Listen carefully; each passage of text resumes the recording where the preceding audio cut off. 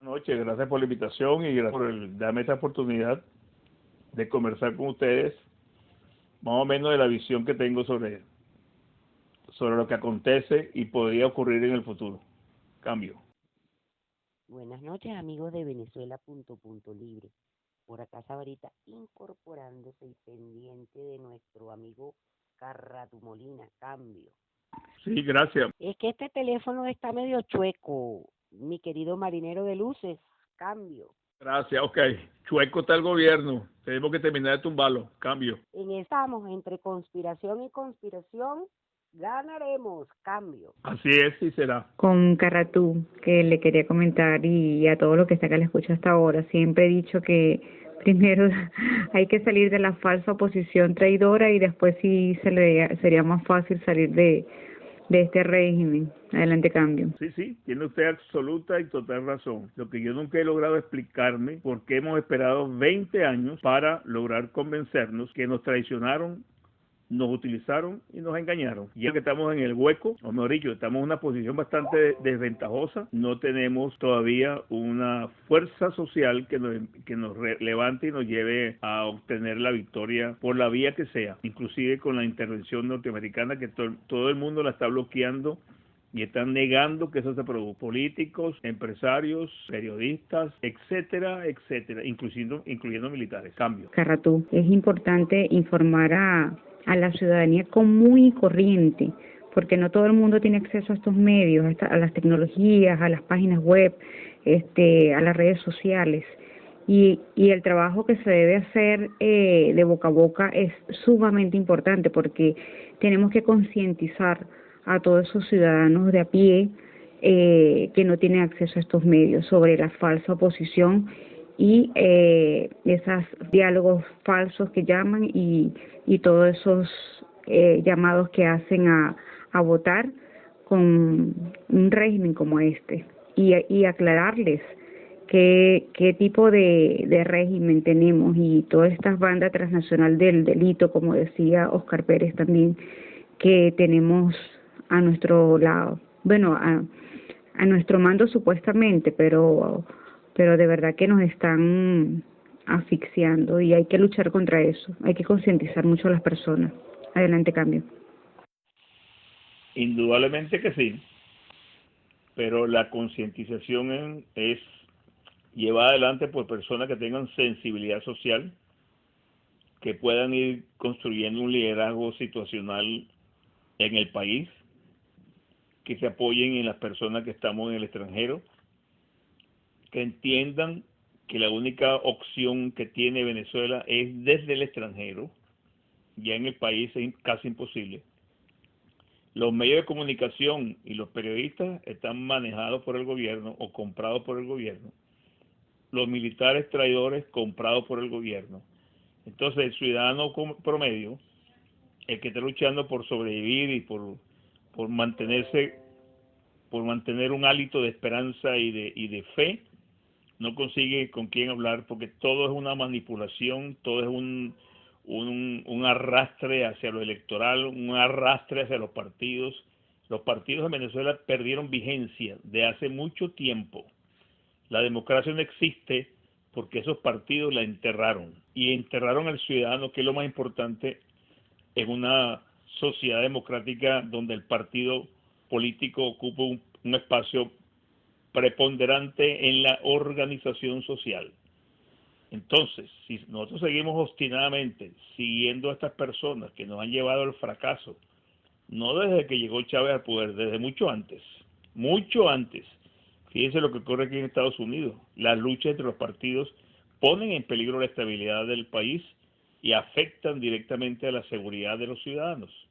Y esto es Estados Unidos.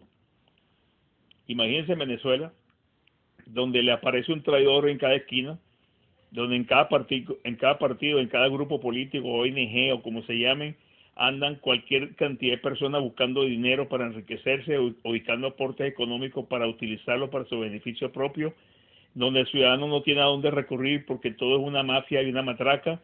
Entonces, eso que usted me está diciendo es exactamente correcto, pero tenemos que hacerlo. Y ahí está el problema. Cambio.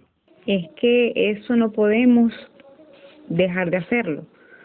Indistintamente pase lo que pase, no podemos cansarnos de hablar y explicarle a la ciudadanía común y corriente todas esas traiciones que hemos vivido durante estos 20 años y las consecuencias que nos ha traído a estos 20 años de años atrás, para que las personas despertemos todo políticamente también, porque, no sé, teníamos como que una venda y todas estas caídas nos han llevado a reflexionar. Pero bueno, aquí seguimos en la lucha. Adelante, Cambio. Gracias, soy solidario con usted porque vivo los mismos problemas, aunque estoy en el extranjero, pero tengo muchos amigos en Venezuela que me contactan para buscar un punto de apoyo. Y aquí mismo donde estoy, el punto de apoyo es saboteado, porque los intereses de personas que traen aquí a Estados Unidos las mismas mañas y costumbres negativas que nos llevaron a este desastre, la empiezan a aplicar aquí, a sabotear, a obstaculizar, a descalificar, a inventar situaciones, a convencer a personas que ya no creen en ellos, porque el sistema político norteamericano ya no cree en los venezolanos políticos. La OEA, Almagro, no cree en los políticos venezolanos. Los políticos de América Latina, expresidentes, tampoco creen en los políticos venezolanos. Y nosotros somos los únicos en el hemisferio americano que creemos en esos celestinos, para ser decente. Cambio. Muy buenas noches, vicealmirante, y a todos los usuarios que nos visitan. A todos, muchísimas gracias por estar aquí hoy con nosotros, el vicealmirante o el ex vicealmirante Mario Iván Carrato, conocido por todos por su lucha constante, que no ha cesado de luchar y de concientizar, porque esa ha sido una labor con mucha tenacidad que ha venido haciendo todo el tiempo. Muchísimas gracias por estar aquí con nosotros, compartir y poder darnos luces, porque de verdad que ciertamente muchas veces nos encontramos un poco desconcertados con todo lo que va sucediendo. Bienvenido a Venezuela, punto libre. Es un honor tenerlo a usted aquí con nosotros, como siempre. Bueno, buenas noches para todos. Gracias a Figuemín por la bienvenida. Sus palabras me satisfacen y me llenan de energía, aparte de una vocación de servicio que todos tenemos por nuestra patria, desde donde nos encontremos, sobre todo los que están en el territorio, padeciendo, sobreviviendo y transitando por un periodo bastante complicado, lejos de una libertad y con las esperanzas al filo de una navaja, porque cada grupo, cada persona, cada agrupación, cada grupo de interés, cada falso líder, porque realmente en Venezuela no hay líderes. Entonces cada persona que asume esa posición pretende dirigir, convencer y orientar la lucha contra este sistema totalitario utilizando viejas artimañas de engañar y utilizando nuevas artimañas, comprar factores políticos entre comillas modernos que no son vigentes en Venezuela, copiar conductas extranjeras de otros países, exitosas o no en otros países, pero que en Venezuela no son fácilmente aplicables. Pero lo más importante es que la gran mayoría de las personas que asumen funciones de dirección, de orientación y de análisis, me incluyo, hacemos análisis y hacemos escenarios, practicamos recomendaciones, hacemos comparaciones y una cantidad de cosas escritas, orales o gráficas, pero que al final no le llegan al venezolano común. Yo no quiero establecer una diferencia de clase, ni mucho menos. Todos somos iguales y a todos nos debe llegar la información, pero sabemos que los medios de comunicación están cartelizados a favor del gobierno. Muchísimos periodistas pagados en Venezuela por el gobierno y pagados aquí en los Estados Unidos por el gobierno o los partidos políticos. Es difícil señalarlos porque uno no ve cómo se mueven los cheques o cómo se mueven los privilegios, pero como uno escucha, analiza lo que dicen por la televisión y la radio allá y aquí, y quizás en otros países por los videos que a mí me llegan y la información que me llega gráfica o escrita, me doy cuenta que o no conocen realmente el problema o están tratando de desviar la verdadera acción del venezolano para utilizarlo en un futuro inmediato. ¿Cuál es el futuro inmediato que ellos piensan? Ciegamente, que ellos piensan que pronto cae el gobierno, pronto vamos a ir a elecciones, muy pronto se va a arreglar todo el problema y muy pronto ellos van a asumir la dirección del país con toda la carga de energía negativa, ambiciones y situaciones incomprensibles hasta este momento.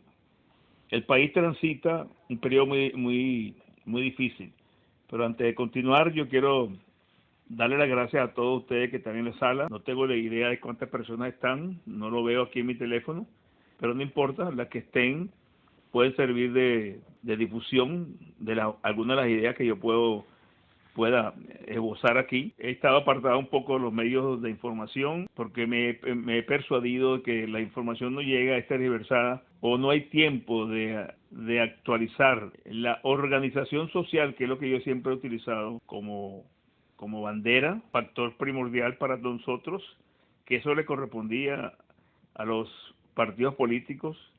Tenemos 72 partidos y ninguno ha organizado nada. Y creo que actualmente en el país hay 2 campañas políticas en la oposición, pero que tampoco organizan a los ciudadanos. Hay promesas, hay muchas promesas, pero nada se concreta. No estoy hablando en particular de ninguna de las personas, no estoy señalando a nadie, es lo general que se ve por aquí. Entonces fíjense, estamos entrampados los ciudadanos entre un gobierno genocida que asesina y mata a personas, como todos estamos convencidos que es así, un grupo de opositores llamados, o mal llamados Mesa de la Unidad, y que ahora se llama un Frente Amplio. Yo no sé qué amplio puede ser ese frente y qué es lo que alberga ese frente, porque esa es una sopa de letras. Hay de todo. Todos tienen sus intereses, luchan por sus intereses y de su partido, luchan por mantenerse en la cresta de la ola y no pueden estar ni siquiera en un charco, tienen suficiente agua ni oxígeno para respirar en inmersión, si lo llamo el caso naval o de las aguas, de los ríos. Hace una cantidad de cosas que no se conectan con el ciudadano, enemistado con el otro grupo que se llama 20 Venezuela o Soy Venezuela, que lideriza una persona muy valiente, indiscutiblemente que sí, que está amenazada diariamente por el régimen, que no veo que la acompañen grupos importantes de poder en el país, anda prácticamente sola, porque los otros no es que están solos, es que nadie los quiere. Entonces lo que queda flotando a la deriva en el mar de la no felicidad venezolana es ese grupo que está tratando de mantener una esperanza y una lucha. Pero el pueblo se cansa de oír, escuchar, oír promesas, vamos a salir, vamos allá, nos agredieron, estamos haciendo diálogo, vamos a hablar con Zapatero, vamos a hablar con el grupo de Lima, ¿no? El grupo de Lima va a hablar con Ledesma, habla con Borges se va para Colombia, Ledesma se pone a viajar por el mundo, después aparece una noticia extraña en España sobre un familiar del señor Ledesma, entonces resulta que se exacerban los espíritus y empiezan a un bombardeo de mensajes escritos, mensajes orales y mensajes visuales que en nada ayudan al país, solamente proyectan individualmente a las personas. Si tuviésemos en un sistema democrático, donde hay libertades, opciones democráticas para todos los que quieran, para todos los partidos que quieran existir, no solamente estos que están actualmente, sino todos los que quieran armar su partido, 300, 400 ONG que se ocupan inicialmente de atender los problemas que el sector político no atiende. Pero esas ONG se han convertido en partidos políticos y manejan liderazgos o negocian liderazgos. ¿Con qué interés? Yo realmente no lo entiendo. Y eso mismo se traslada para acá donde yo estoy. Aquí hay grupos de 400 ONG y uno va a la reunión y se aparece una persona, proyecta, yo represento y tengo 400 ONG.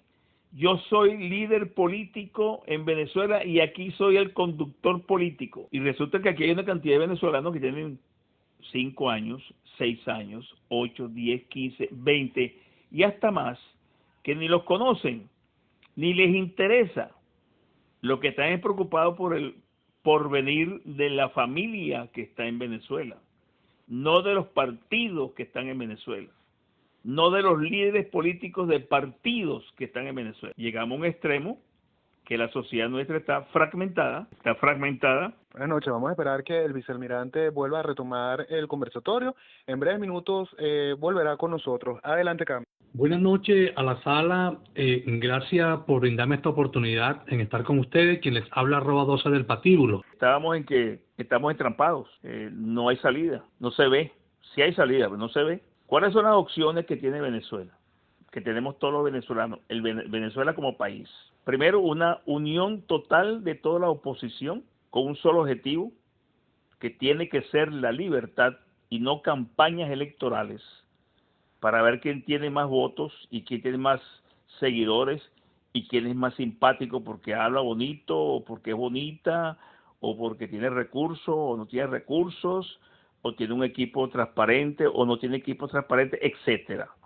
Ok, yo estoy hablando de España y el otro me habla de Colombia y el otro habla de aquí de Miami o el señor tal está en Costa Rica. Entonces resulta que en lo que estamos fuera tampoco nos unimos para hacer un frente general, que hemos intentado hacerlo aquí y no hemos podido todavía, un frente total de venezolanos independientes, sin cartas bajo la manga. Estamos entrampados. La organización social no existe en Venezuela.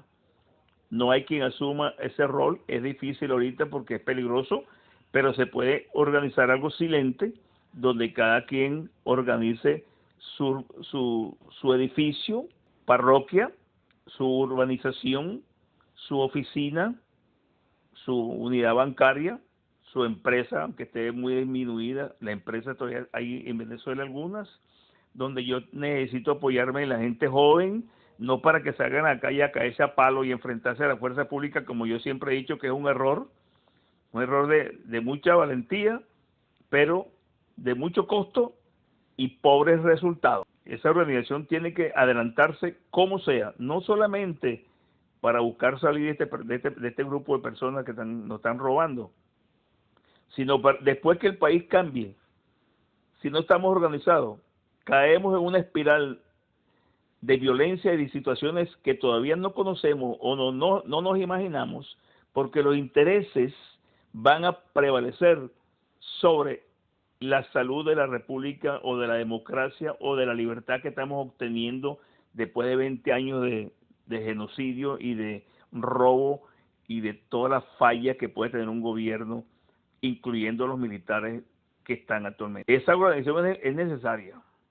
Después de definirnos qué queremos, hay un escrito de Juan Carlos Rangel, del buen salvaje al buen revolucionario, y yo le he dicho varias veces en estas redes, los latinoamericanos tenemos un problema. No sabemos qué queremos, pero tampoco sabemos a dónde vamos a ir. En Venezuela nadie tiene la certeza hacia dónde va el país. Últimamente me he puesto a estudiar lo ocurrido en 1789 en la Revolución Francesa, donde la clase social se rebeló contra la monarquía y el poder dominante de la Iglesia Católica. Eran tres poderes, así se llamaban entonces: el primer poder, la Iglesia Católica; el segundo poder, la monarquía y sus asociados; y el tercer poder eran los profesionales que trabajaban, y profesionales no solamente ingenieros, sino también los artesanos, los obreros, etcétera, etcétera. Se unieron, tomaron la Bastilla, que es la toma de la Bastilla, por un argumento político: unidad, fraternidad e igualdad. Y al cabo de 5 años, esa violencia generada en la toma de la Bastilla, esa violencia generada por falta de un liderazgo sano, sin intereses, produjo un evento tan grave que todos los miembros revolucionarios salieron de la posición política y fueron guillotinados en su mayoría. Vino Napoleón, tomó Francia y Napoleón fue el que puso orden, o sea, un militar. ¿Qué ocurre en Venezuela? En Venezuela no quieren a los militares, lo entiendo. Yo soy militar, pero de otra generación y de otra madera. No soy de los que están actualmente, ni los otros que conspiraron, y rebeldes. No quieren a los militares. Pero si no hay un apoyo externo que canalice y oriente la dirección de un país escindido y hundido en la violencia, porque estamos hundidos en la violencia. Muchos no lo ven, no lo sienten, pero estamos hundidos en la violencia, sumergidos en la violencia. Y si no hay un equipo de personas bien equipadas, con un liderazgo emergente, no un liderazgo de infantiles ni niños de bien, sino un liderazgo de gente de experiencia, maduros, serenos, firmes, sin intereses partidistas ni de poder, solamente el país. Si tuviésemos eso en el país, fuese otra cosa. La esperanza fuese más palpable, mucho más fácilmente avanzamos hacia lo que queremos como objetivo. Pero eso no lo hay tampoco. Aparece el ámbito internacional, que varias personas, varios presidentes, varios gobiernos, tardíamente, pero lo están haciendo. Y digo tardíamente porque cuando el muerto, el fallecido era presidente, varios de esos presidentes coqueteaban con él en las reuniones internacionales. No se atrevían o no actuaban para frenar el crecimiento del comunismo en Venezuela, que ha llegado un momento de amenazar a toda la región. Pero bueno, lo están haciendo. Y ellos piden unión de la oposición. Respaldan a María Corina, porque se sabe y se escucha. Pero los otros están empeñados en que no apoyen a María Corina. Porque no es María Corina, es un equipo de personas que tiene que asumir el control del país. No es una sola persona. Yo quiero ver los equipos de esas personas, cómo serían integrados, cuál es el origen, cuál es el nivel, cuál es el pasado y el presente, cuál es la trayectoria de esas personas en la vida pública y privada, para yo poder presentarlos o que puedan ser presentados. No me refiero yo, Iván Carratú, como persona, sino las personas que dirijan el país en ese momento, y le den tranquilidad y esperanza de recuperación inmediata, lo más pacífico posible a los ciudadanos. Resulta que eso tampoco existe, ni en el extranjero, ni en el país. Yo he hablado con el embajador Diego Arria, le he planteado estos planteamientos y él dice que la cosa va bien, él está trabajando con otra persona. Pero cuando observo la conducta de otros, me parece que no hay tanta coherencia ni tanta convergencia como debería existir luego de 20 años de genocidio y destrucción del país. La comunidad internacional también ha presentado, especialmente el gobierno norteamericano, el gobierno de Canadá, quizás el anterior gobierno de España, de un apoyo de una fuerza humanitaria, una fuerza de carácter humanitario. Pero esa fuerza de carácter humanitario tiene que ser una fuerza militar que paralelamente permita el transporte, el arribo y la distribución de los recursos que consideren importantes en esa ayuda humanitaria. Sin el aporte militar, sin el respaldo militar, lo que se llama en términos de las Naciones Unidas operaciones de paz u operaciones de mantenimiento de la paz, sin eso es imposible que la ayuda humanitaria llegue a las personas, al hombre, a la mujer, al venezolano en el confín del territorio. ¿Por qué? Porque eso va a ser saboteado, obstruido y destruido por las bandas armadas paramilitares y militares del gobierno. Entonces, eso así, pedirlo como un desideratum libre, abierto, natural, espontáneo, pulcro, no es así en términos reales de operaciones de paz en otros países, entre los cuales podría estar Venezuela. Pero ¿qué ocurre?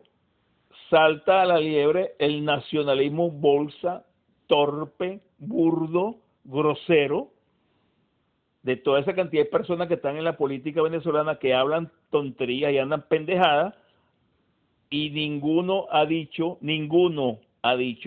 sí, queremos el apoyo extranjero, militar y humanitario. No lo han dicho, porque tienen en sus venas, escúchenme bien, tienen en sus venas la genética antinorteamericana, la genética antimilitar, que esa genética antimilitar nos trajo a esto, porque se pusieron a conspirar con militares, los militares fracasaron y después liberaron a los rebeldes y lo llevaron a la presidencia. ¿Quiénes lo llevaron a la presidencia? La misma persona que están actualmente en la posición. No son los mismos nombres, pero eran los mismos grupos. El Frente Patriótico, el Partido de Acción Democrática, el Partido COPEI, el Partido MAS, el Partido Comunista, Tercer Camino, todos esos partidos que son 72, URD, Proyecto Venezuela, Alianza Bravo Pueblo, Voluntad Popular, ahora Primero Justicia, todos esos partidos vienen de ese momento histórico, negativamente histórico, cuando se unieron con militares para derrotar a una democracia que ha podido ser derrotada por una simple separación de poderes que existían precariamente en Venezuela, pero no lo hicieron. Bueno, estamos aquí, presente. Entonces, no se atreven, no le han pedido al gobierno de los Estados Unidos con la precariedad y con la seriedad del caso, porque se están muriendo venezolanos día a día de hambre, de mengua y asesinados por la violencia de la pobreza y de la droga y la ideología fanática, y también por enfrentamientos entre grupos ante el hambre y los problemas que hay en cada barrio, en cada región del país, y terminan con hechos armados lamentables. Los militares traidores.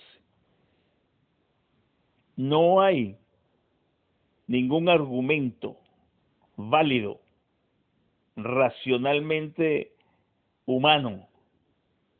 Todo lo racional es humano, pero estoy enfatizando que pueda quitar de encima al gobierno y a los militares este desastre. Pero este desastre no es solamente los militares. Este desastre es de las corrientes, óiganse bien, corrientes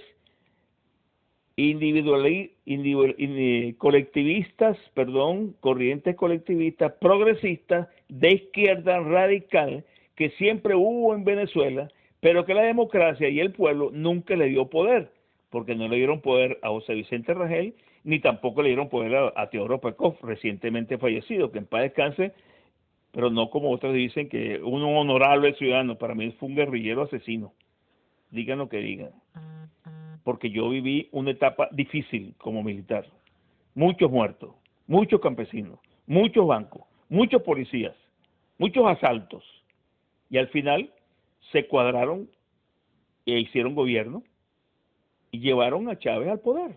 Entonces esos son cómplices, quieran o no, son cómplices, y si nosotros no lo reconocemos así, seguiremos arrastrando ese karma ideológico de por vida. Pero bueno, regreso. El presidente de los Estados Unidos ha dicho en miles y unas maneras: no descarto el apoyo militar. Empiezan los tipos a moverse a nivel internacional para que Francia, para que el otro, España, Canadá, Chile, Argentina, no apoyen una acción militar. La acción militar no va a ser sola, tiene que ser de varios países de la región, porque esa acción militar, a diferencia de muchas personas que hablan de ayuda humanitaria, al colocar las Fuerzas Armadas en apoyo a una ayuda humanitaria, significa que son tropas de Colombia, o de Perú, o de Brasil, o de Argentina, o de Chile, o de México, Centroamérica, Panamá, y todos sabemos que en esos países centroamericanos es muy difícil mover tropas, que tiene que ser de América Latina, de España también podrían ser, y conformar una fuerza de paz, como se hizo cuando soldados y militares venezolanos fueron a Nicaragua a rescatar y a salvar las minas que el sandinismo colocó en Nicaragua, y más de 3 años militares venezolanos estuvieron en Nicaragua recogiendo minas a un elevado riesgo. Nadie se enteró. Eso fue autorizado por el presidente Pérez, y a Pérez lo crucificaron porque dio una ayuda económica a Violeta Chamorro, para salvar la democracia de su país, que después cayó otra vez en el sandinismo, y fíjense dónde están. Tumbaron a Pérez y fíjense dónde está Nicaragua. ¿Dónde estamos nosotros? ¿Dónde está Colombia? También. No por la tumba de Pérez, mucho menos, ellos tienen su problema muy particular. Entonces tenemos ese ámbito internacional y estamos empeñados en negarnos. No hay la voluntad ciudadana para organizarse y pedir por escrito, por las redes sociales, por todas partes. Necesitamos la ayuda. Ir a las embajadas en Venezuela, de Panamá, de Costa Rica, la embajada en peruana, la embajada ecuatoriana, todas las embajadas que podamos ir a pedir el apoyo y la solidaridad, porque se está muriendo el venezolano.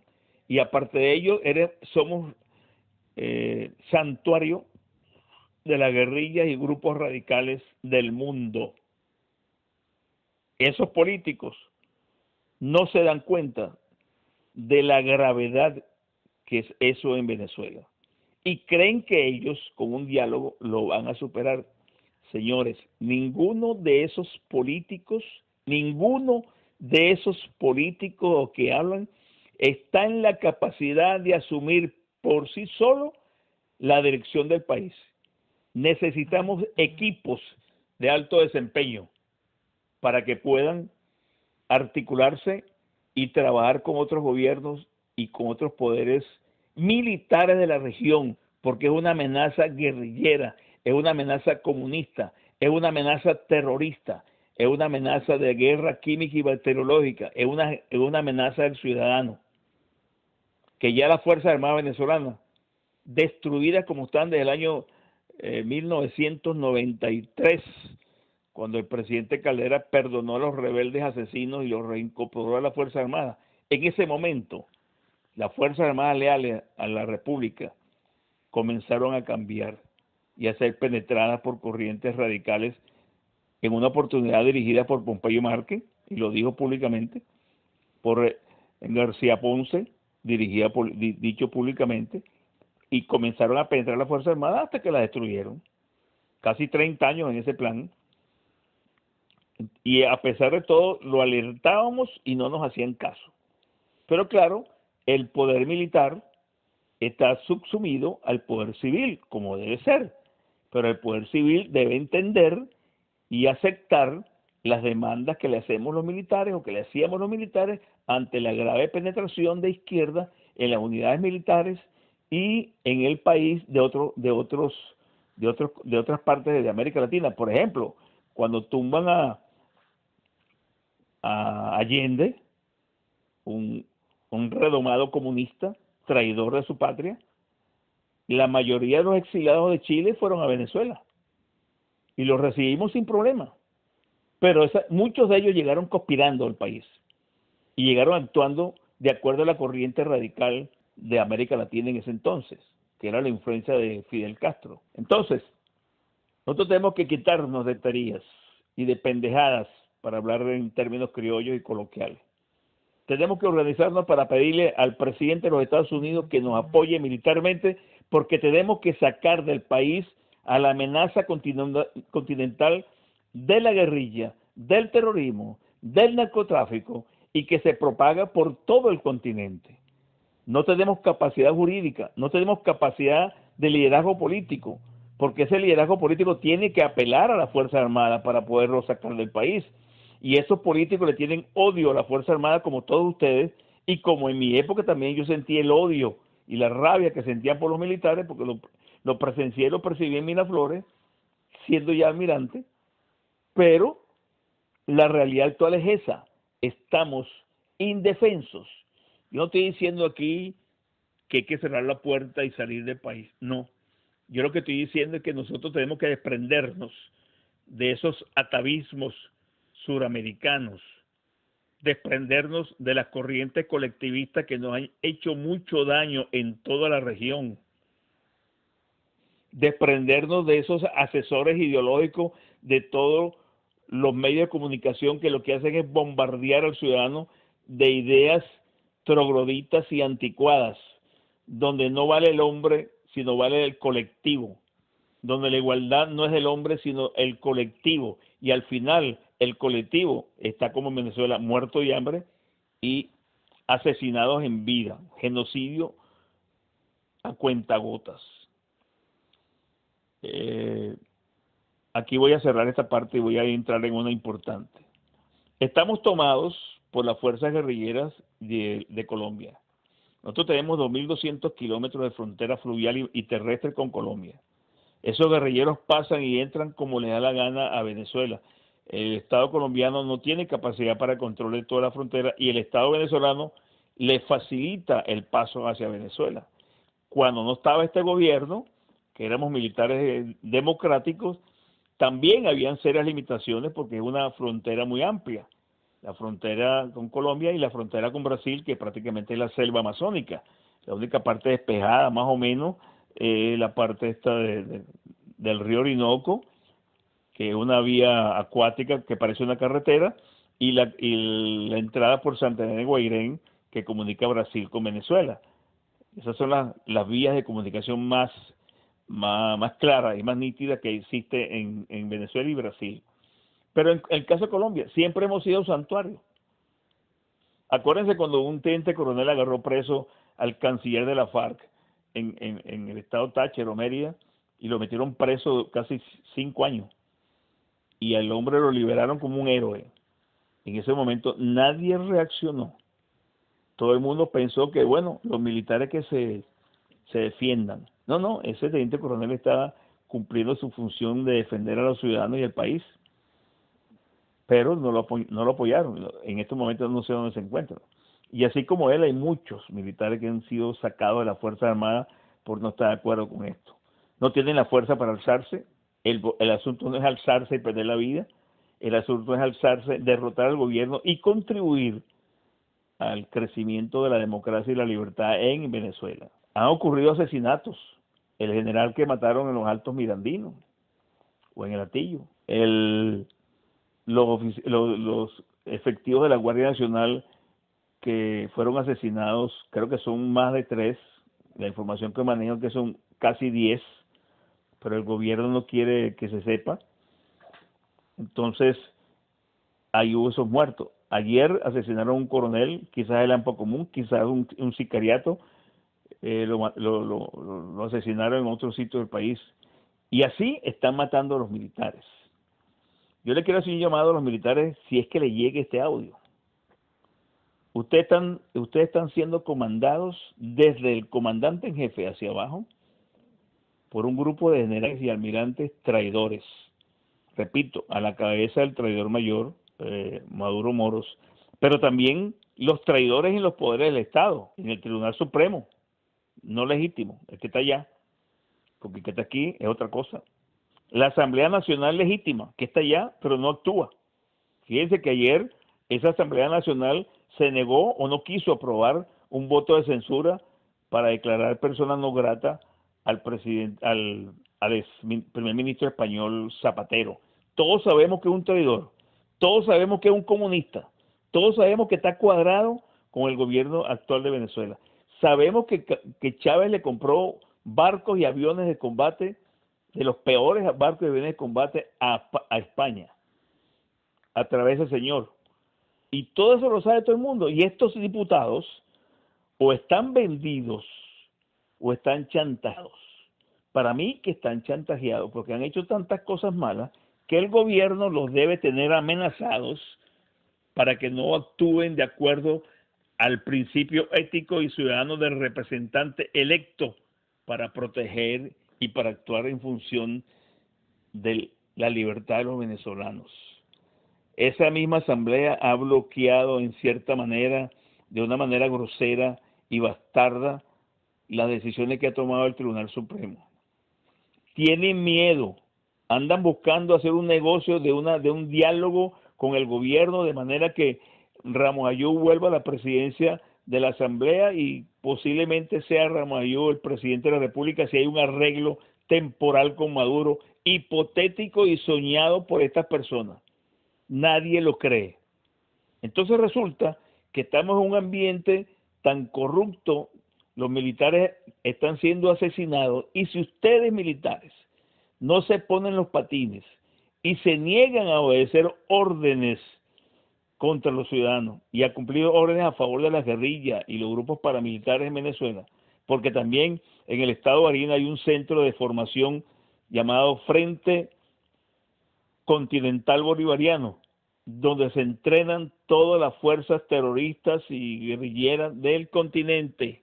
No me refiero a México, ni a Estados Unidos, ni acá. Pero el resto de los países han mandado a ese centro de entrenamiento, han mandado funcionarios de sus países a entrenarse. O sea, nosotros somos el centro, el polo de la amenaza continental. Estos militares serán sancionados por traición y no tienen otro destino. Igualmente los políticos, los políticos no, todos los que formaron parte de ese gobierno, políticos o no, están sujetos a ser investigados y a ser juzgados por traición a la patria.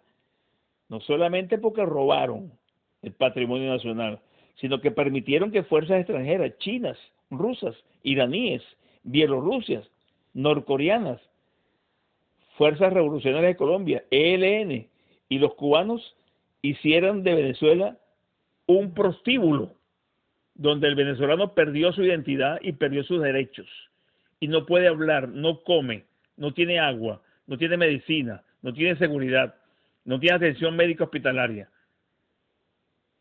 no tiene residencias, no tiene trabajo. Entonces resulta que todas esas cosas que padece el pueblo venezolano no pueden ser perdonadas, como ahora perdonamos a guerrilleros del pasado, que hablamos maravillas de esos guerrilleros, y hay personas que ni se acuerdan, es más, ni se enteraron los desastres que hicieron cuando eran de las fuerzas guerrilleras dirigidas en Venezuela por Fidel Castro, el Che Guevara y Raúl Castro. Y ahora son patriotas de mierda, son traidores a la patria. Por eso es que yo me encuentro del otro lado de la acera cuando escucho personas hablando maravillas de lamentablemente fallecieron, no, que no pueden rectificar. Sí, claro que pueden rectificar, todos debemos rectificar cuando nos equivocamos, pero no darle preponderancia a las personas que nos llevaron a esto. Yo no puedo dentro de 15 años decir que Padrino López se equivocó y él rectificó. Yo no puedo decir que el ministro de la Defensa, el número 1, cuando tuvo Chávez, se equivocó y rectificó y ahora es opositor. Ni puedo hablar del almirante Maniglia, ni de Lucas Rincón, ni ninguno de esos señores generales regalados por el gobierno de Chávez, que ahora regresen al país, rectifiquen, se vayan a una iglesia a repartir limosna y todo el mundo los ame y los quiera. Señores, una sociedad no puede vivir de rencores, pero tampoco puede ser centro de perdón de alimañas como esas. La ideología no se discute con las armas, la ideología se discute con el pensamiento y las palabras, y si se logra el voto, la votación va, y el hombre va al poder, pero no puede ser que a punta de fusiles, a punta de traiciones y a punta de robo y de mafia y manejos increíbles, y la presencia de paramilitares en Venezuela, guerrilleros colombianos matando venezolanos, robando las haciendas, depredando el ambiente, depredando las minas. Todo eso no puede ser que nosotros sigamos de buena nota aceptando todas esas cosas.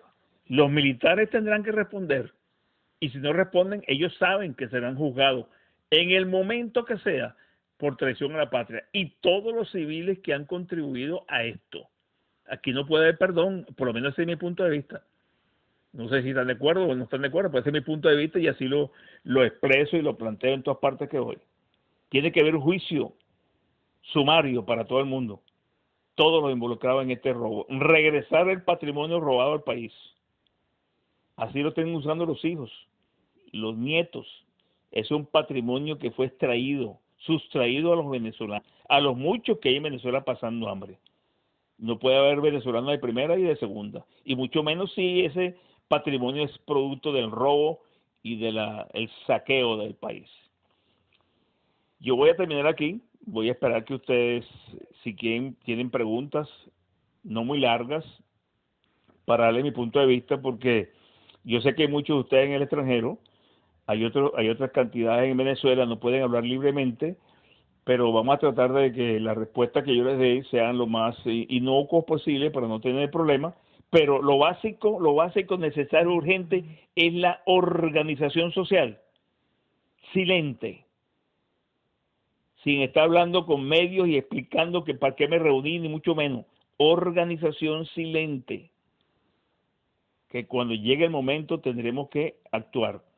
Y después, cuando llegue el cambio de gobierno en Venezuela, esa misma organización es la que le va a dar sustento al nuevo gobierno. No van a ser solamente los políticos, no van a ser los que tengan asociados a los políticos y empresarios, porque si no caemos en lo mismo. Y no estoy sacando estillas de un mismo tronco. Estoy viendo lo que observé en mi tiempo de servicio militar, lo que observé en Miraflores como casa militar y lo que le comentaba yo al presidente de la República, que siempre me escuchó. No es que me da la razón a mí ni mucho menos, pero siempre me escuchaba porque yo se lo decía. Me parece esto extraño, no creo que esto sea positivo, etcétera, etcétera. Entonces voy a terminar aquí para que ustedes me hagan las preguntas que quieran. Nuevamente agradezco al canal la oportunidad. Hay muchas cosas militares, pero que no se pueden hablar públicamente en este momento. Yo recibo mensajes de militares todos los días y en número abundante. Estoy informado de muchas cosas que ni los políticos saben, ni los ciudadanos saben. Estoy tratando de canalizarlas aquí, a las autoridades de aquí de este país o de otro país, porque la posición irresponsable de que no quieren la intervención militar raya en cobardía y raya en complicidad. Cualquiera de las dos cosas son negativas para los venezolanos. Siguen muriendo venezolanos porque estas personas no quieren entender que hay que cambiar la línea política que hemos seguido hasta ahora y buscar apoyo externo, porque no vamos a poder salir de este problema. Buenas noches para todos, un abrazo y espero las preguntas. Cambio. Muchas gracias por su intervención. Vicealmirante, pero yo tengo una aquí que siempre me da vuelta y me da vuelta hace años en la cabeza. Cuando nosotros vemos como venezolanos, toman todo como muy a la ligera. Yo siempre pienso que es que eso lo traíamos, que no se había presentado la oportunidad, digamos, por decirlo de alguna manera, de tener que tomar las cosas en serio y trabajar en ello.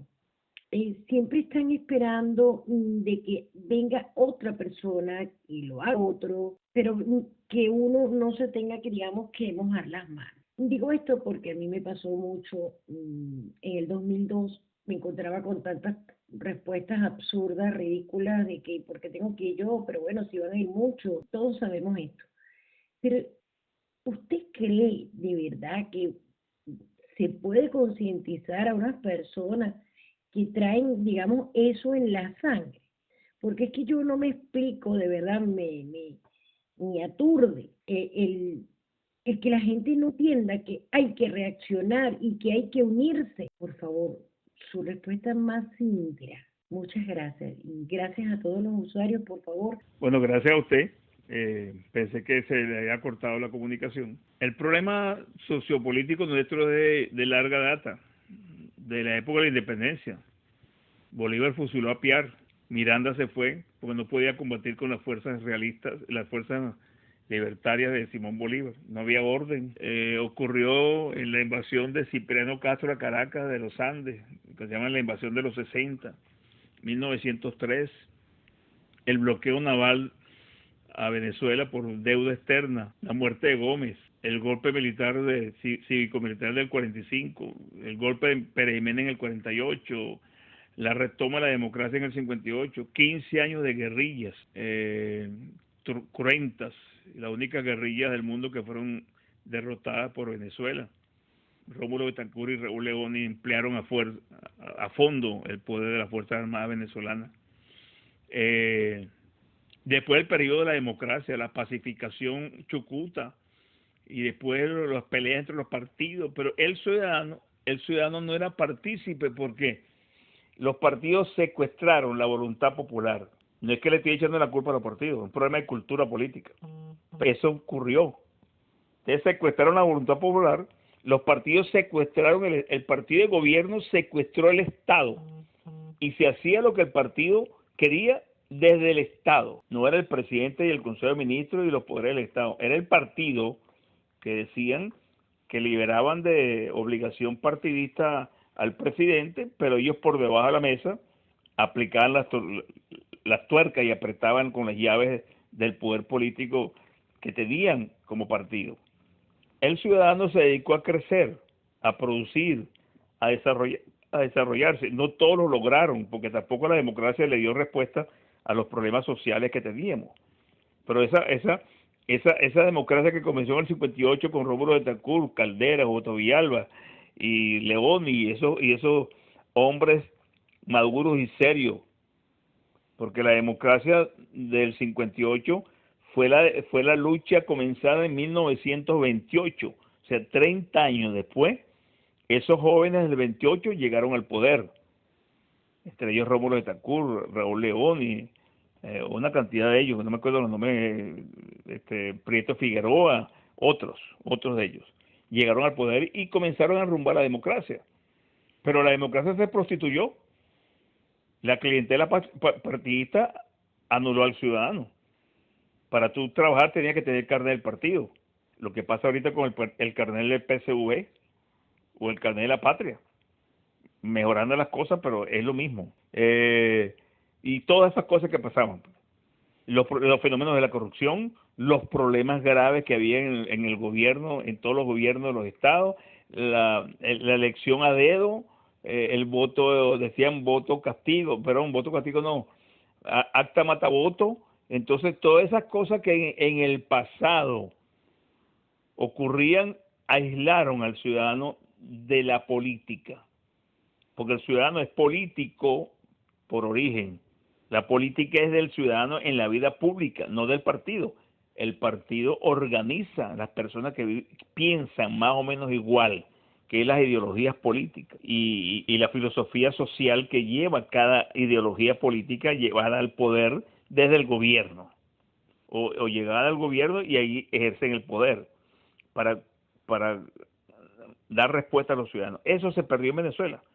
Y llegó Chávez con una maniobra de mentira, con una estrategia falsa y engatusó a los ciudadanos que estaban ávidos de ser ciudadanos, de ser atendidos. Le metió médicos cubanos en los cerros, empezó a fabricar casas por todas partes, unas casas horribles que no funcionan bien, no tienen arquitectura para alojar a personas humanas, el volumen de personas. Todas esas cosas fueron decantando, fueron despertando del espejismo al venezolano. Cuando se muere Chávez, por obra de Dios, quedamos en manos de un bruto que fue designado por Fidel Castro, por los Castro. Un tipo que nunca ha sido eficiente en nada, creo que ni en béisbol, que jugaba béisbol. Pero bueno, la oposición se lo caló, la oposición lo aceptó, a pesar de que sabían de que Chávez se moría pronto, porque sí lo sabían. Y creo que hasta supieron realmente cuándo fue que se murió Chávez. Y se hicieron locos, hicieron mutis. Entonces, toda esa cantidad de cosas han marginado al venezolano y le han cambiado su voluntad libertaria. Eso cuesta levantarlo nuevamente. Eso no es fácil, tiene usted razón. Pero necesitamos líderes que le lleguen a esas personas y no que los utilicen. Y en este momento, esos líderes están utilizándolo con objetivos electorales para ver cómo quedan en el supuesto caso que haya elecciones. Veámosle la cara a todos. ¿Qué han hecho? Los 100 y pico diputados, prácticamente nada. Yo hablé con una persona muy ligada a los sectores políticos de Venezuela y uno de ellos me dijo, esa persona me dijo, mire, he hablado con todos los grupos políticos de Venezuela para prever la transición, para prever cómo va a ser la ruptura en el caso que se produzca y quiénes van a asumir el poder, quiénes van a la Junta de Transición. Ninguno quiere estar en la transición, tienen miedo. O sea, como dicen vulgarmente, el culillo no los deja pensar. pero quieren llegar de una vez a las elecciones. Ese pedazo que es la transición, que no sabemos cuánto va a durar, nadie quiere asumir la responsabilidad de conducirla, aunque hay una cantidad de personas que se han anotado ganador, pero a la hora de las chiquitas no van a poder con el toro, porque el toro es cerrero. O sea, el país está convulsionado y lo que viene no es una transición pacífica, viene una transición dura, donde hace falta hombres y mujeres duros, no porque maten, sino de principios y ética sólida, que puedan orientar al país a las masas, que puedan llamar al equipo productivo, que puedan llamar a los empresarios a invertir, que puedan reconstruir PDVSA, que puedan reconstruir la seguridad interna, que puedan reconstruir la seguridad de Estado, que puedan reconstruir las empresas básicas de Guayana, que puedan limpiar el campo, que puedan purificar la sociedad venezolana que está penetrada por bandidos y malas costumbres. Todo eso lleva tiempo.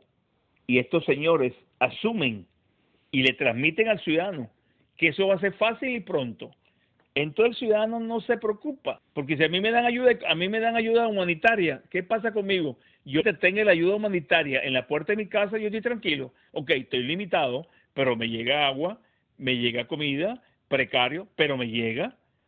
Otra cosa es que no le llegue. Y cuando hablan de ayuda, significa que es la ayuda para poder capear todo lo que está malo. No, la ayuda es para sacarlos del poder y alimentar a los venezolanos y darle entidad social y humana a esos venezolanos, racionalmente hablando. No tratarlos como animales y alimentarlos como animales. Da dolor, lástima, rabia, potencia, ver como las fotos y las películas que me llegan a mí de hospitales, de caseríos, de niños tirados en una hamaca, en una estera, muriéndose de hambre, con la frente forrada de piel y los pómulos salientes y un barrigón y unas piernas flaquitas. Eso da dolor, y estos señores no se percatan de que eso está ocurriendo, que hay que hacerle un parado pronto, muy pronto a eso.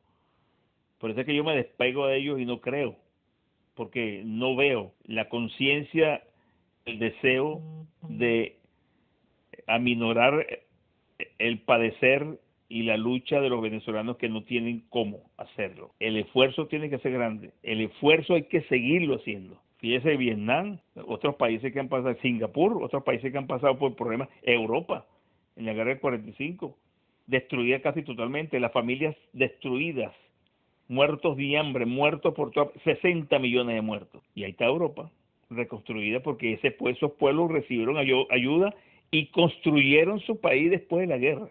Y todavía hay problemas, pero se resuelven pacíficamente y sin violencia. Fíjese lo que pasa en España, la ETA, el nuevo gobierno español, violencia, porque así llegan los colectivistas que en todas partes del mundo son iguales. En Venezuela también. Metan el ojo a los colectivistas que están en la mesa de la unidad. Eso hay que desenmascararlos, porque ellos pasan aparentemente desapercibidos y les duele el problema nacional. Sí, yo no lo dudo que les duela, pero ¿cuál es la intención? ¿Cuál es el deseo de asumir el poder? ¿Por qué niegan el apoyo a extranjeros? ¿Por qué bloquean cualquier apoyo de otro país? Otra cosa que le iba a decir, se me olvidaba. En Venezuela todo el mundo se puso emocionado porque ganó Duque en Colombia. Claro, Colombia dio un paso importante, se despegó más del comunismo, pero ellos tienen problemas gravísimos. Y yo no creo que un presidente de Colombia, este presidente, va a olvidar los problemas de su país, que son muchos, para dedicárselos a Venezuela, que son muchísimos más, entre ellos la guerrilla.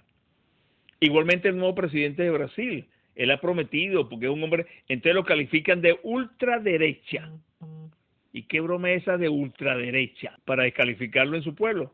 Pero tiene metido en su país 54% de votantes que son de Lula. Y esos son radicales. Y ese señor tiene que manejarse con mucho tacto y tiene que apoyarse en los militares, porque si no, de repente lo pueden tumbar. El Foro de Sao Paulo tiene tentáculos en todos los países, en todos, y puede movilizar gente para derrocar un presidente. Entonces las sociedades tienen que estar preparadas. unidas, alertas de quiénes son las verdaderas personas que pueden llevarlos al éxito y a la victoria social, libertad. Y eso hay que labrarlo con la educación, con la palabra, con el ejemplo, con las personas de credibilidad, porque si no, si abandonamos el espacio, si nos retiramos. Yo me acuerdo como me decían en Globovisión los periodistas, no podemos abandonar los espacios. ¿Qué es Globovisión ahorita? El Ciudadano está aquí, Carla Angola está aquí, Carlos Acosta está aquí, Marcano está aquí, Justi no sé dónde está, Maqui Arena tampoco sé dónde está. Pero todos los periodistas y los técnicos de Globovisión, la mayoría están en el extranjero. Entonces, ¿cuáles eran los espacios que ustedes defendían? ¿Y por qué no los siguieron defendiendo? Y así, los políticos, tenemos que defender los espacios. ¿Cuáles espacios? Lo de la Asamblea Nacional. ¿Y qué han hecho los de la Asamblea? ¿Cuáles espacios han defendido? Los de ellos. Pero el país sigue de mal en peor. Entonces es una farsa continua. Y eso tenemos que pararlo, de alguna manera, con la voluntad del pueblo, con cara de frente a los bandidos, a los tramposos, de cualquier lado. Cambio. Buenas noches, vicealmirante. Gracias por su participación acá en el canal. Yo le tengo una pregunta. Hace como 15 años vemos un grupo pequeño que considerábamos en ese tiempo que la única salida al paquete de Venezuela, y repito otra vez, hace como 15 años, un poquito más, era la intervención internacional. Hace 15 años ese pensamiento era tomado como una loquera, el pensar de que la salida al paquete de Venezuela era una salida por intervención militar internacional. Trasladándonos al día de hoy, obviamente, eso se habla mucho. Mucha gente está hablando de que, bueno, ya se han dado cuenta de que la solución es a través de la intervención internacional militar. Ahora bien, por lo que usted ha expuesto, ¿verdad? Sabemos que el desastre de Venezuela no solo comienza desde que el chavismo agarra el poder, sino que, como usted lo mencionó muy adecuadamente, el problema viene desde inclusive los comienzos de Venezuela después que se separa de España. Entonces, bien, sería descabellado pensar en este momento, así como puede decir un grupo pequeño pensamos hace 15 años, que aparte de la intervención militar obligatoria en Venezuela, debería organizarse la sociedad venezolana consciente y solicitar, además de la intervención internacional, la administración por unas 3 décadas o más por parte de los Estados Unidos de Venezuela para que nos reorganicen y nos enseñen a ser nación. Y después de 30 años, bueno, se verá si realmente nos conviene seguir el rumbo por nuestras propias cuentas, o voy a decir algo inclusive que también va a ser más descabellado en este momento decirlo, o por qué no pasar a ser parte de la Unión Americana, seríamos líderes en esa cosa, ya que ningún país latinoamericano en los 200 años de historia que tiene aproximadamente la separación de España ha podido salir a flote. Y los que medio salen a flote tarde o temprano vuelven a caer en el comunismo y en la miseria que ya conocemos. Adelante, esa es mi pregunta, muchas gracias. Bueno, su pregunta tiene pólvora de la buena. Pero fíjese lo siguiente, yo no voy al extremo de que necesitemos un grupo de personas, un grupo de extranjeros que nos ayuden a reorganizar el Estado y a manejar el país por un periodo X de años. Yo no digo que no sea una opción en la mesa de escenarios, no lo descarto, mejor dicho.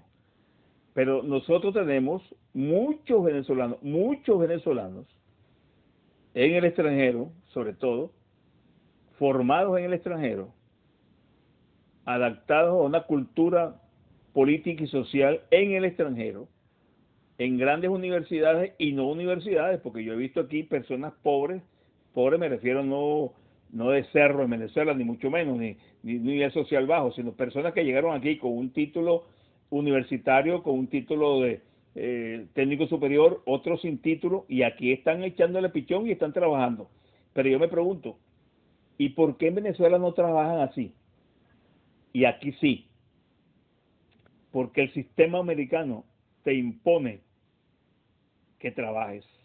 Si tú quieres disfrutar, tú tienes que trabajar. Y tú te das los lujos que tú produces. En Venezuela nos acostumbraron al regalo, al populismo militar, al populismo político y de partidos, al populismo empresarial, porque en todas partes a los empleados les regalaban unas cesta navideña, que no es malo, le regalaban ropa, le regalaban bonos especiales, porque era una tendencia de premiar al ciudadano eficiente en su trabajo.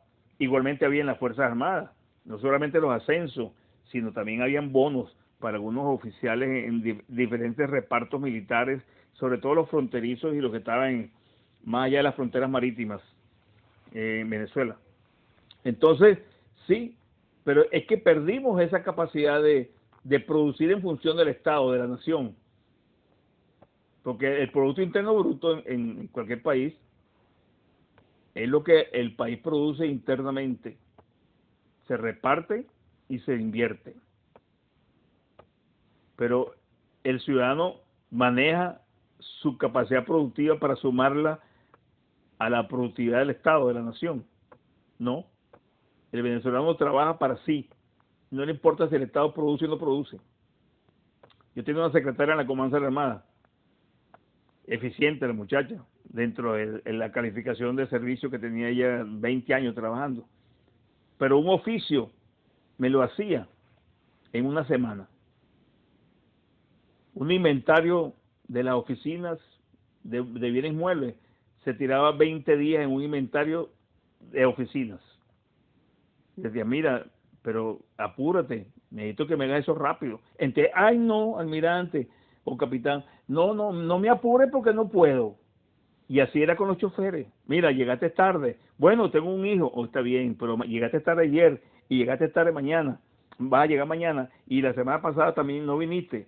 Entonces, ¿cómo hacemos?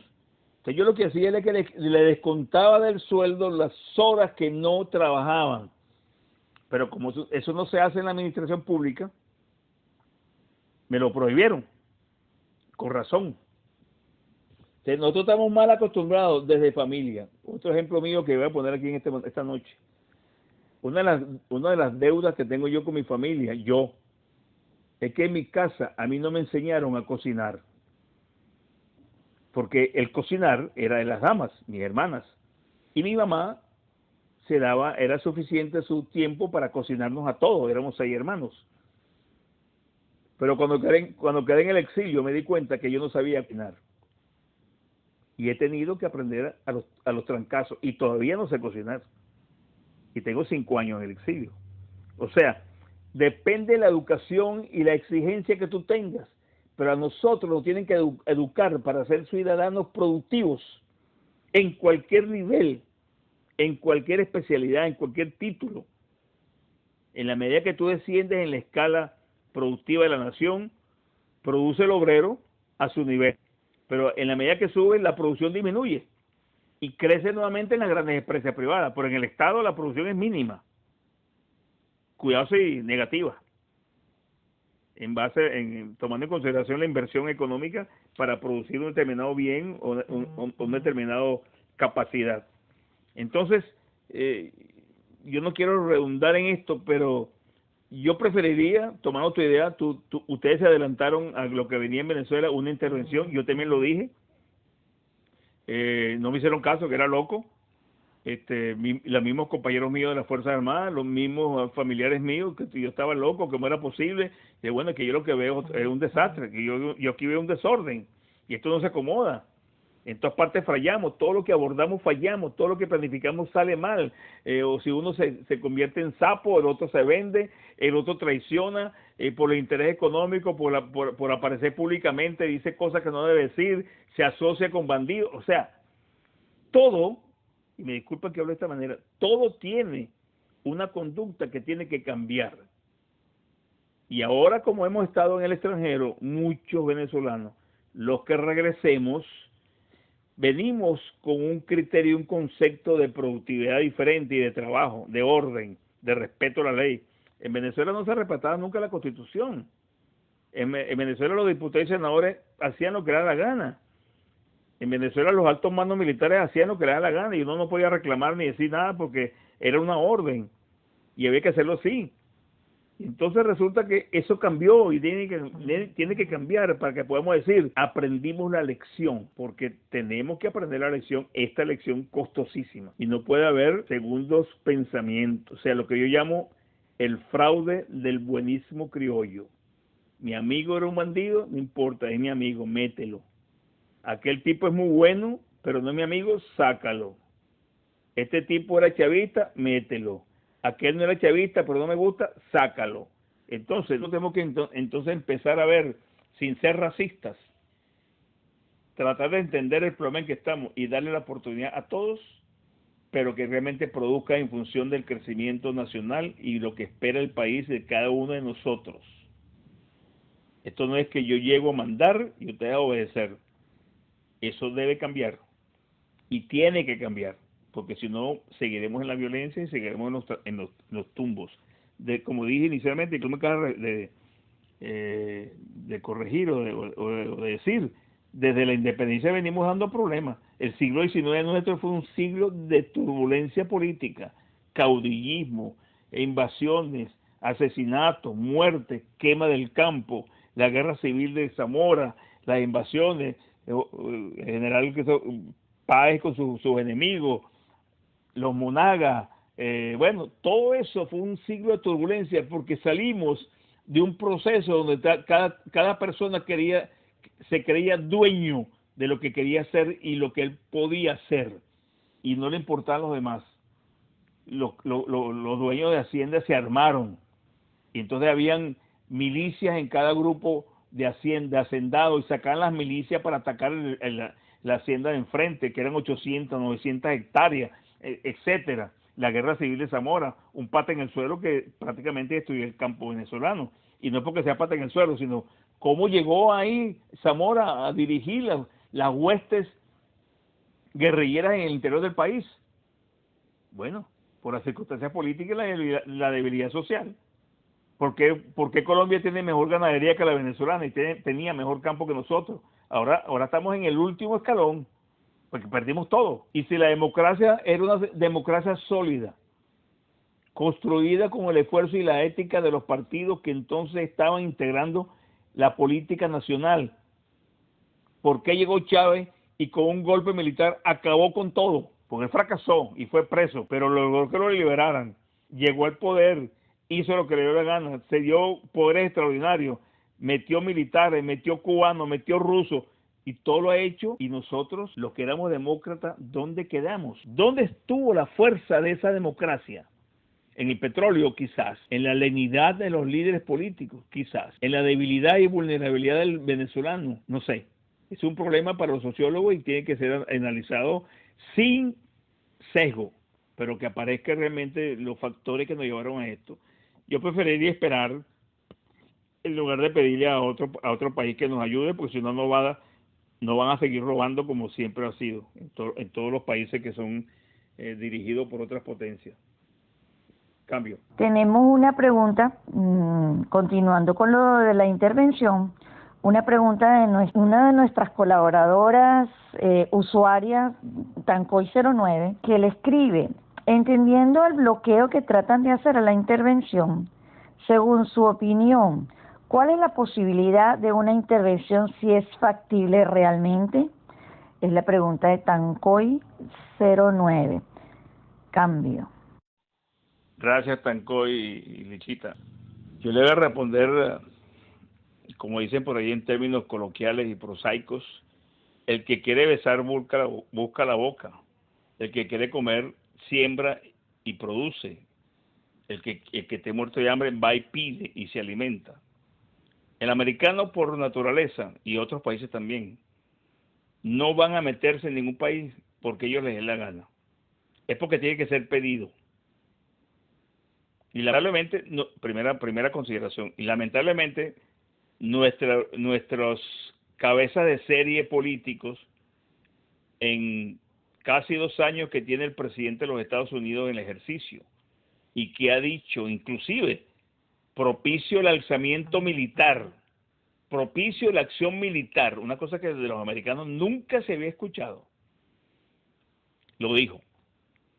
Pero, ¿y qué pasa? Que estos señores, en lugar de estar hablando paja y reuniéndose y viajando por toda parte del mundo, no se reúnen 5 o 6 de ellos con suficiente liderazgo y criterio y presenten a los Estados Unidos una solicitud oficial, secreta pero oficial, y digan que sí, vamos a apoyar eso.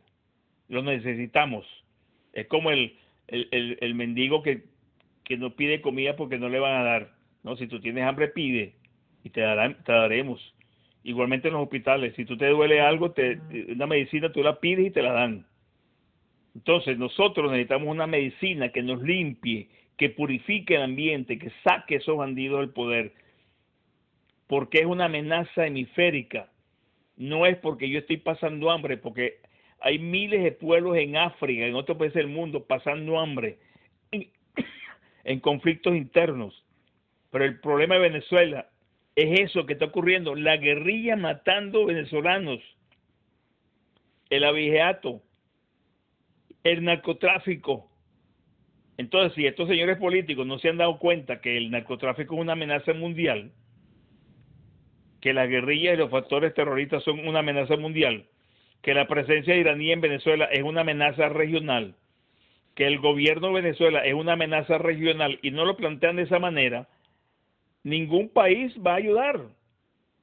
Porque a mí no me están diciendo la verdad, me están dando mentiras o me están dibujando el paquete. Si nosotros no le decimos, en Venezuela hay 40.000 cubanos, hay 13.000 iraníes, hay 8.000 norcoreanos, está el ELN que controla Apure, Amazonas y Bolívar, la FARC que controlan Táchira, Mérida, Trujillo y Zulia, en la parte fronteriza, en el territorio. Si no decimos eso, y ellos lo saben, ¿por qué tenemos que seguir diciendo que podemos resolver el problema nosotros? Pero no seas mentiroso y falso. ¿Cómo se te ocurre hablar de esa manera cuando tú ves la precariedad y el hambre de 20 millones de venezolanos y la presencia armada de grupos paramilitares y terroristas del país? ¿Cuántos militares no han muerto que no se saben? No se informan los militares muertos. ¿Cuánta gente ha muerto en el interior y no se sabe? Porque las redes sociales informan muchas veces con miedo. Y las redes sociales es un peligro realmente frente a este tipo de gobierno. Cuando mataron a Óscar Pérez, lamentablemente, ¿cuál fue la reacción de la oposición política? ¿Cuál? ¿Apoyaron? ¿Protestaron? No. Salieron a hablar buscando ser simpáticos con la gente, pero no sentían lo que decían. Cuando el caso Caguaripano, tampoco. Entonces vino una señora aquí a Washington, a CNN, a decir que eran unos loquitos, inclusive uno de los políticos estos que se las pasa viajando en Washington dijo que eran unos loquitos militares. Y a mí Ledesma me dijo que no se reunía con militares terroristas, radicales, conmigo. Entonces, ¿de qué estamos haciendo? ¿De qué estamos hablando? Es que ellos tienen la razón y nosotros estamos equivocados. Que la reacción del venezolano tiene que ser fuerte y virulenta y que no puede ser dando la espalda ni dando lástima. Y pensar en esa cantidad de venezolanos que están sufriendo, sobre todo en mi caso que estoy en el extranjero, sufriendo diariamente la inclemencia de la hambruna y de la corriente comunista que destruye a Venezuela y destruye a los ciudadanos. Tenemos que quedar callados. Tenemos que aceptar lo que ellos dicen. ¿Por qué lo seguimos aceptando? ¿Por qué? ¿Cuál es la razón? Tenemos 20 años. 20 años con la misma gente. Y no hemos logrado todavía un avance. Porque después de 22 elecciones que nos prometieron que teníamos todas las mesas llenas, que íbamos a ganar, claro, hubo fraude, pero que después que hubo fraude hubo negociación y otra elección más y otra elección más y el gobierno creciendo y creciendo y creciendo hasta que perdimos la fuerza vital de todo país, que es la clase media. Porque Chávez en el 2005 dijo, para el 2010 el 70% de la clase media venezolana debe estar afuera, porque si no la revolución fracasa. Y eso lo saben los políticos porque se conoció en el medio político esa determinación de Chávez y Cuba. Cuando Fidel venía a Venezuela y pasaba 8 horas por televisión, en el 89, 700 intelectuales y profesores de la Universidad Central y de lo más importante, Caracas, alababan a Fidel Castro. 1989. ¿Dónde están esos próceres ahorita? ¿Por qué ocultan esa decisión que tomaron? Porque se molestan cuando yo lo digo o cuando lo probo. lo edito, lo difundo, porque no quieren que los vean, porque el país cambió y la sociedad cambió y ellos no tienen más vuelta, lamentablemente. No es porque lo diga yo, que yo a lo mejor no sé si pueda regresar por lo que estoy viendo, aunque intento y quiero regresar, pero es que tan cuesta arriba la conducta de estas personas y tan mísera que yo no entiendo qué es lo que dicen y qué es lo que defienden. Y fíjense las reuniones de la Asamblea Nacional en Venezuela, pura bolsería es lo que discuten, puras tonterías, y a veces que ni hay quórum, y para declarar no grato al Zapatero, casi 43 diputados se negaron y no aprobaron eso, voto popular y unánime, no lo hicieron, se burlaron de los venezolanos nuevamente, apoyaron al gobierno con ese voto censura que no aprobaron, justificaron la entrada de Zapatero, justificaron lo que ha hecho España en Venezuela ante el mundo. Y no se dan cuenta de eso. Hay que decirle, hay que explicarle. Y lo que escriben, y lo que comentan por las redes sociales, y lo que critican, y lo que ofenden cuando alguien los increpa, y los bloquean, etcétera, etcétera, porque no tienen la suficiente voluntad de aceptar la crítica y de entender que el pueblo está cansado y necesitado de un apoyo, de una participación más directa de la clase dirigente venezolana. Los sindicatos desaparecieron, la Federación de Centros desaparecieron, los estudiantes presos y perseguidos, la mayoría humillados, el asesinato a mansalva. Usted tú lo ves en el Salón Elíptico cuando murió este muchacho, asesinaron a Galván. Yo les veía la cara a los que estaban haciendo guardia de honor a los lados del féretro de este muchacho asesinado vilmente, con una cara de dolor. ¿A quién engañan? ¿A quién engañan? Con esas caras. El carómetro funciona y identifica la falsedad. Lamentablemente, yo no creo en ellos. Y si siguen así, mucho menos. Entonces, la intervención vendrá si lo decide el Departamento de Estado. Yo creo que eso está ya planificado y listo. No porque me lo dijo Trump, ni me lo dijo el presidente, ni el vicepresidente, ni me lo dijo un funcionario, sino que militarmente cuando un presidente declara amenaza a otro país, automáticamente las Fuerzas Armadas entran en preparativos de combate. Y dígase seguro que una operación militar hacia Venezuela ya está lista. Falta la oportunidad y que los políticos se decidan a pedirla con la fuerza de todos los venezolanos que están pasando hambre y muriéndose en Venezuela. Si no lo hacen, son unos traidores también. No deben asumir un liderazgo del país en ningún momento de aquí en adelante, porque se burlaron de todos nosotros, de los de allá, mucho más que los que estamos afuera, pero es una burla. Cambio. Buenas noches, vicealmirante, aquí a todo amigo los saluda, y mi pregunta es, ¿cómo podemos organizarnos si hace aproximadamente más de 15 años nos estábamos organizando para repeler una supuesta invasión de los barrios y el que pasó información y nos delató fue un vecino que nos vio crecer y que por una jubilación como controlador aéreo pasó información a nada más y nada menos que una diputada del PSUV? En ese entonces era Quinta República. Cambio. Eso que usted me dice es una grave situación que hay que tener cuidado, porque por eso que yo dije organizarnos silentemente, que no perciban la organización que estamos llevando adelante, por lo menos en la primera fase de intercambio de lineamientos e información. Eso que usted me dice, yo también, en la Alameda de Santa Fe, Valle Arriba, Santa Rosa de Lima, Santa Fe Norte, etcétera, organizamos a toda la sociedad, a todos los edificios. Y una vez llegó el señor alcalde, que era Capriles Radosky, y reclamó que porque estábamos movilizándonos. Y yo le dije a Capriles, porque yo era uno de los grupos organizadores, no era yo solo, era un grupo grande. Le dije, mire, alcalde, si hay un problema social, ¿cuántos policías me envía usted aquí a proteger la zona donde yo resido? Y me dijo, ninguno, no mando policías a ninguna parte. Por otra parte, muchos policías con los que yo hablaba me decían, a la hora de un rollo me quito el uniforme y lo boto y me voy de civil por otra parte. Yo no voy a enfrentarme a nadie. 2002, 2003, 2004. O sea, lo que tú me cuentas, así fue. Inclusive yo veía militares reservistas en los condominios, en la seguridad de los condominios, uniformados.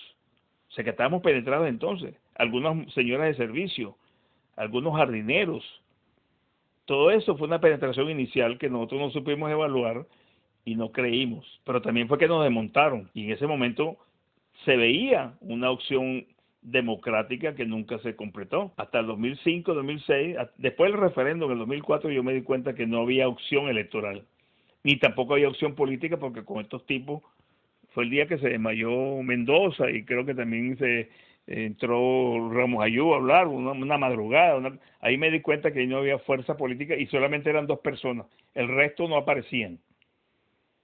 Entonces, tienes razón, eso es un riesgo, un grave riesgo, pero hay que asumirlo, no para perder la vida, sino para organizarse hasta donde puedan, en tu edificio, tu familia, tus hijos, si es que tienes hijos, tus hermanos, reunirse en familia, una cena, una comida y después hacer una reunión silente, sin teléfonos, que los vecinos no sepan o que los amigos no sepan, ni comenten, porque el problema es que nosotros le echamos la culpa al ejército cubano, pero peor que el ejército cubano somos nosotros, porque hablamos en todas partes y decimos todo en todas partes. La reserva no existe y el protagonismo al máximo. Entonces, todas esas variables del individuo afectan cualquier tipo de organización. Yo te recomiendo que intentes hacerlo, hay que hacerlo, porque cuando esto cambie, bueno, primero hay que pedir el apoyo, hay que pedirlo. Y cuando esto esté a punto que el apoyo se dé, o cuando se dé, la sociedad debe estar organizada, porque si no nos vuelven a arrasar, porque se va a negociar el país de nuevo. Entonces eso tenemos que evitarlo nosotros. ¿Quiénes son los que van a asumir la transición? Cuando cayó Pérez Jiménez, la transición no lo puso Rómulo Betancourt. Lo pusieron los militares y los civiles. Los civiles de cierto nivel. Sacaron a 2 coroneles de la Junta de Gobierno y nombraron a 2 civiles. Eso fue esa noche, esa madrugada. Pero la sociedad civil intervino. En este caso, la sociedad civil tiene que intervenir, pero con personas honestas, no con mercaderes que ahora están mercadeando el país. Cambio. Él hablaba de algunas cosas buenas dentro de lo malo que hemos vivido estos últimos años. Digamos que momentos hasta catastróficos. Pero yo quisiera saber, o sea, ¿qué piensa usted que pudiera ser lo mejor de todo lo malo que hemos vivido?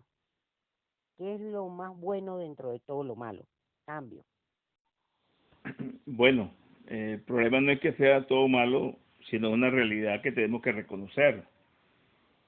Lo bueno de todo esto es que aprendimos a querer a Venezuela, aprendimos a darnos cuenta que no podemos seguir manejando la política deportivamente, aprendimos que no podemos creer en políticos farsantes, aprendimos que tenemos que depurar y ser muy cuidadosos con las Fuerzas Armadas, aprendimos que las grandes ciudades tienen que organizarse para defenderse, aprendimos que el patrimonio que tenemos que defenderlo a capa y espada, que no podemos seguir siendo populistas, que no podemos seguir siendo cobardes en algunos sectores del país. Yo no generalizo aquí, pero cuando estaban los estudiantes en la calle luchando contra las fuerzas y las escopetas y los disparos y los asesinatos de la Guardia Nacional, la mayoría de las personas no participó en apoyo a estos muchachos. La mayoría, sí hubo apoyo, pero la mayoría. Y cada vez que falleció un muchacho, que eran 2 o 3 diarios, 1 diario, el sentimiento de aislamiento de los muchachos fue grande. Tanto así que la mayoría se fueron del país, porque estaban perseguidos y no consiguieron apoyo de nadie. Porque fueron unos héroes, no en la calle, bajo todo punto de vista, desde que se iniciaron en esto hasta que se retiraron, se replegaron. Y es la segunda oportunidad que eso ocurría en el país. La primera fue en el 2014, cuando se alzaron los muchachos de Mérida. Entonces resulta que hay muchas cosas que hemos aprendido. Y otra cosa que hemos aprendido es identificar desde el primer momento a las personas que no tienen las capacidades ni el pedigrí, para llamarlo de otra manera, ni las características para ser líderes sociales. El líder social no es el que impone a dedo el partido en un voto lista. El líder social es el que se conecta con su colectividad. Aquí lo acabo de ver en las últimas elecciones, aquí en los Estados Unidos.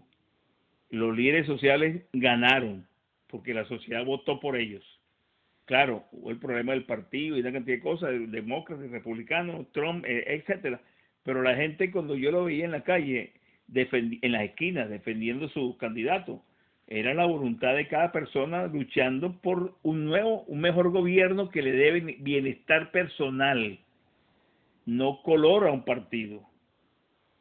Y nosotros tenemos que cambiar eso. Y yo creo que hemos aprendido mucho.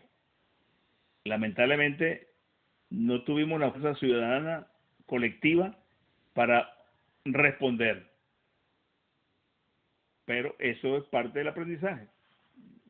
Después de la democracia, nosotros pensamos que no nos iba a pasar nada. Y fíjense lo que nos pasó. Nos quedamos, creímos en la gente. Yo que estaba en el Palacio de Miraflores, yo me daba cuenta, pero era militar activo, y le comentaba al presidente y a algunos ministros como Miguel Rodríguez, Ávila Viva, esos ministros que yo tenía, a Izaguirre, que yo tenía confianza en decirle las cosas, yo le comentaba las cosas que yo veía en las giras presidenciales. Al presidente le invadían las obras que iba a organizar los gobernadores de estado. A mí me parecía inverosímil. Y las peleas del CNI y Democrática con el partido. ¿Y quiénes le pidieron la expulsión del partido? Ahora aparecen como héroes nacionales. Y fueron los que defenestraron a Pérez. Lo que pasa es que ellos creen que yo no me acuerdo. Y la mayoría de la gente, no estuvo presente en ese espacio que se llama Miraflores para ver lo que estaba ocurriendo. Yo lo vi, lo viví y lo digo. Entonces, sí hemos aprendido. Despilfarramos dinero, recursos, una bonanza petrolera inmensa. Nos la robaron, nos las quitaron. Pero tenemos que tener la voluntad de producir eso y más. El país no se pierde, no se puede perder. La vida se pierde, pero el país no se pierde, el país sigue. Y tenemos que estar dispuestos a echar el pichón todos, sin egoísmo, reconocer al que sí vale. Mira, mi hermano, tú eres una buena persona, pero tú no estás calificado para ser alcalde. No puedes, yo no voy a votar por ti, no te lances. O mira, tú no puedes ser presidente de la CBG porque tú eres un pirata, ¿vale? Yo no quiero que tú seas presidente de la CBG, ni quiero que tú seas almirante ni general porque tú no sirves para nada. Nosotros éramos 20 almirantes y éramos muchos. Ahora hay 2000 entre generales y almirantes. Pura basura. ¿Por qué? Porque cuando perdonaron a los rebeldes en el 93, ellos se agruparon y se prepararon para invadir la cúpula militar. Y lo hicieron.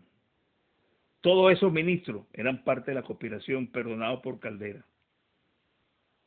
Y destruyeron lo que quedaba. Y siempre mintieron y engañaron trabajando por una corriente política fidelista. Permitieron los cubanos en Venezuela, permitieron la guerrilla, permitieron todo. Esos militares.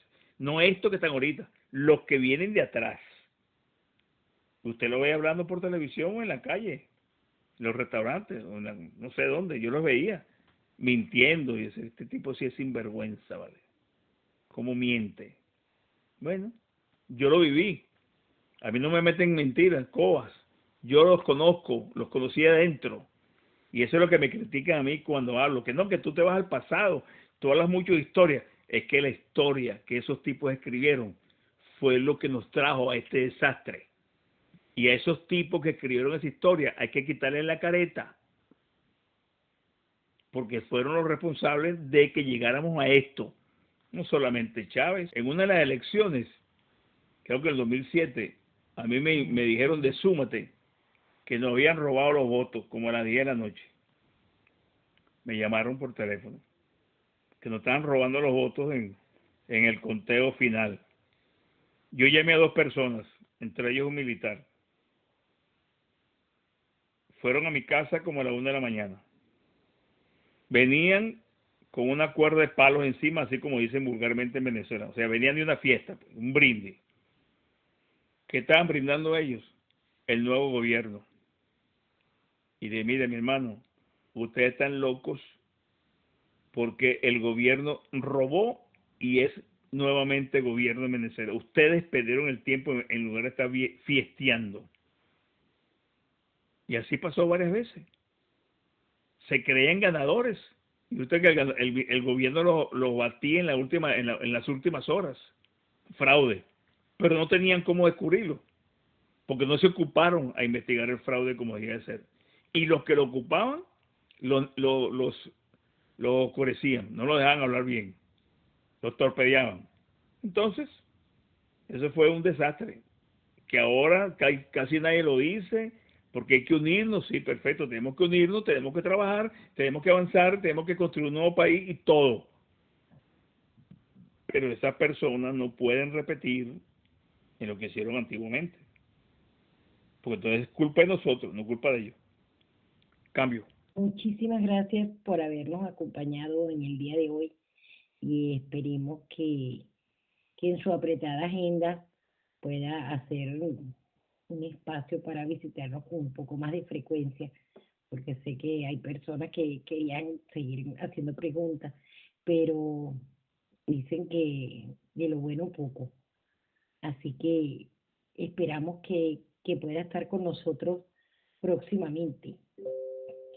Realmente es un placer tenerlo por acá. Yo solamente me quedé con una pregunta en el tintero y era su opinión sobre un mensaje que está dando el coronel García Palomo, que está en las redes sociales. Quería simplemente preguntarle su opinión al respecto.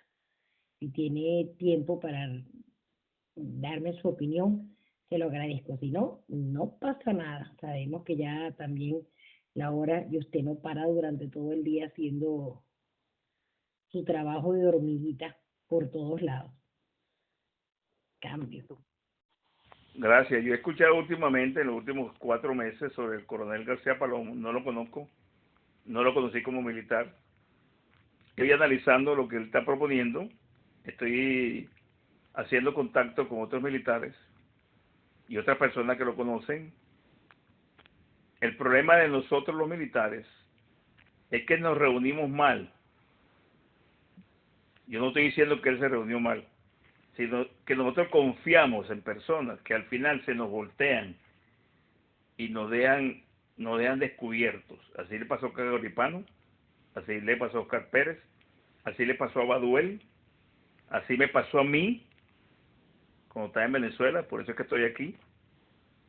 Que uno no es que uno consulta, sino que uno comenta para ver cómo puede ser recibido algo, bajo qué manera se puede hacer más político, menos rechazado, porque somos militares, y al final se convierte en una espada de Damocles que nos acusan y nos denuncian y nos chismean. A mí me chismearon. Lamentablemente creí en un político y bueno, en unos políticos y bueno, y aparte que como yo siempre les tiraba y les decía las cosas de frente, yo era un enemigo potencial para ellos, y entonces no querían que yo apareciera en nada. Pero en el caso de Palomo, que es el que me están preguntando, yo he escuchado, no sé dónde se encuentra, sé que está en el extranjero, pero yo voy a averiguar un poco más. No tengo mayor información, qué es lo que está proponiendo exactamente y si es posible o factible.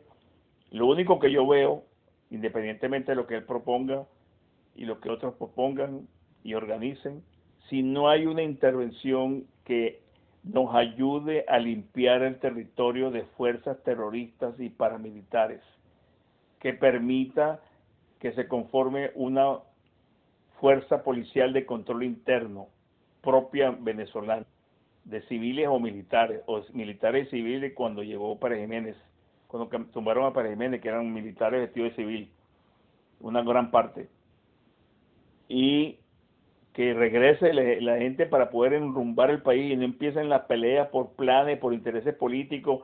Dame la CBG, yo quiero la PDVSA, dame el campo, dame el hino, yo quiero el hino, yo quiero que me dé el hipódromo, yo quiero ser presidente del Instituto de un Puerto. Entonces empiezan esa gente pidiendo, porque lo vi en Miraflores el 11 de abril, los tipos pidiendo cargos. Yo los vi el 11 de abril.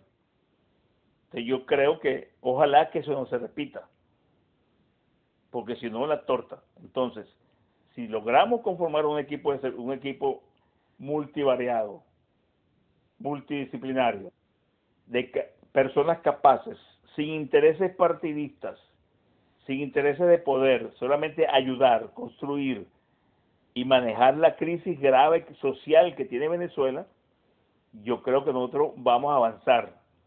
Si eso se echa a perder y se maneja de otra manera, como digo yo, la transición depende cómo se produzca la ruptura, quiénes la dirigen y cómo la asumen. No es de un militar, de un partido, de un político o de unas personas. Es algo que la sociedad va a manejar con las personas que tengan credibilidad. El que no tenga credibilidad, que ni se asome, porque puede ser contraproducente para ese momento tan crítico que se podría presentar en el país. Bueno, esa es la respuesta que le puedo dar en este momento. Voy a averiguar más sobre ese coronel y la próxima que quiero hacer un programa de pura Fuerza Armada. Hay muchas cosas que sé que tengo que decirle a los militares activos. Pero eso llega de pronto. Yo le aviso a ustedes a la moderadora principal del canal o el equipo moderador para que me den una oportunidad próximamente. Gracias, un abrazo para todos. No todo lo dicho es malo, lo bueno está por construir. Un abrazo fraterno. Cambio.